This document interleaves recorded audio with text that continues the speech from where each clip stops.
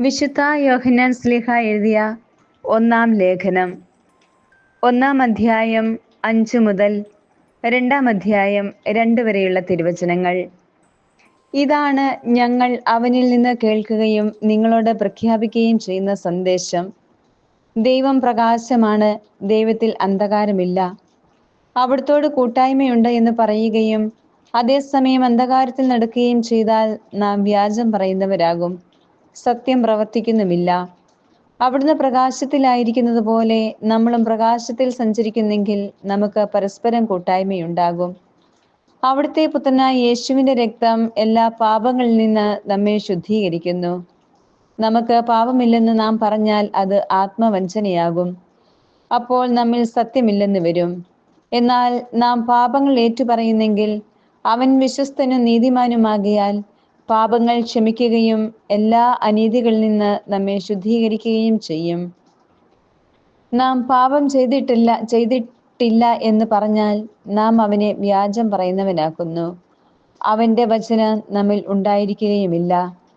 എൻ്റെ കുഞ്ഞുമക്കളെ, നിങ്ങൾ പാപം ചെയ്യാതിരിക്കേണ്ടതിനാണ് ഞാൻ ഇവ നിങ്ങൾക്ക് എഴുതുന്നത്. എന്നാൽ ആരെങ്കിലും പാപം ചെയ്യാൻ ഇടയായാൽ തന്നെ പിതാവിന്റെ സന്നിധിയിൽ നമുക്കൊരു മധ്യസ്ഥനുണ്ട്, നീതിമാനായ യേശുക്രിസ്തു.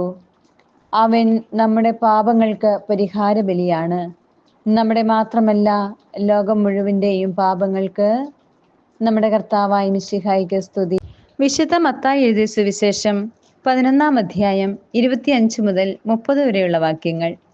യേശു ഉദ്ഘോഷിച്ചു, സ്വർഗത്തിന്റെയും ഭൂമിയുടെയും നാഥനായ പിതാവേ, നീ ഇക്കാര്യങ്ങൾ ബുദ്ധിമാന്മാരിലും വിവേകങ്ങളിലും നിന്ന് മറച്ച് ശിശുക്കൾക്ക് വെളിപ്പെടുത്തിയതിനാൽ ഞാൻ നിന്നെ സ്തുതിക്കുന്നു. അതേ പിതാവേ, ഇപ്രകാരമായിരുന്നു നിന്റെ തിരുവുള്ളം. സർവവും എൻ്റെ പിതാവ് എന്നെ ഏൽപ്പിച്ചിരിക്കുന്നു. പിതാവല്ലാതെ മറ്റാരും പുത്രനെ അറിയുന്നില്ല. പുത്രനും പുത്രനാർക്ക് വെളിപ്പെടുത്തി കൊടുക്കുവാൻ മനസ്സാകുന്നുവോ അവനുമല്ലാതെ മറ്റാരും പിതാവിനെയും അറിയുന്നില്ല. അധ്വാനിക്കുന്നവരും ഭാരം വഹിക്കുന്നവരുമായ നിങ്ങളെല്ലാവരും എൻ്റെ അടുക്കൽ വരുവിൻ, ഞാൻ നിങ്ങളെ ആശ്വസിപ്പിക്കാം. ഞാൻ ശാന്തശീലനും വിനീത ഹൃദയനുമാകിയാൽ എൻ്റെ നുകം വഹിക്കുകയും എന്നിൽ നിന്ന് പഠിക്കുകയും ചെയ്യുവിൻ, അപ്പോൾ നിങ്ങൾക്ക് ആശ്വാസം ലഭിക്കും. എന്തെന്നാൽ എൻ്റെ നുകം വഹിക്കാൻ എളുപ്പമുള്ളതും ചുമട് ഭാരം കുറഞ്ഞതുമാണ്. നമ്മുടെ കർത്താവായ മിശിഹായ്ക്ക് സ്തുതി.